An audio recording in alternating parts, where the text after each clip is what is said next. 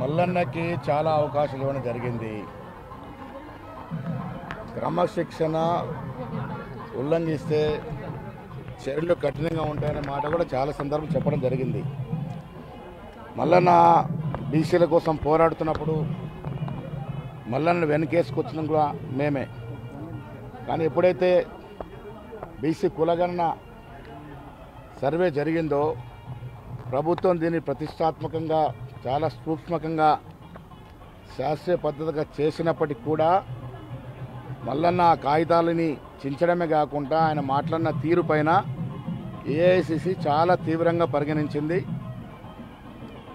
ఆ అంశాన్ని మేము ఏఐసిసికి వదిలేయడం జరిగింది.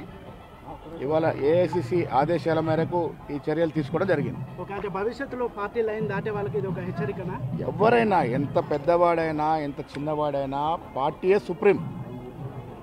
పార్టీ లైన్ దాటితే తప్పకుండా క్రమశిక్షణ చర్యలు ఉంటాయి. పార్టీ నియమావళి పార్టీ లైన్లో ప్రతి ఒక్కరు ఉండాల్సిందే. అది అందరికీ వర్తిస్తుంది.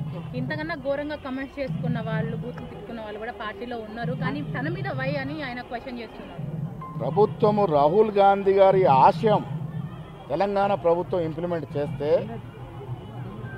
నేను ఆ భాష వాడిన కానీ ఆయన వాడిన భాష ఆ కాయిదాలు చింపేసి తీరు పట్ల ఏఐసిసి చాలా తీవ్రంగా పరిగణించారు. సస్పెన్షన్ల విషయంలో రెడ్ల పట్ల అంటే ఓసీ సామాజిక వర్గానికి సంబంధించిన నేతల కులము మతము పార్టీ క్రమశిక్షణ ముందు కులము మతము పనిచేయదు.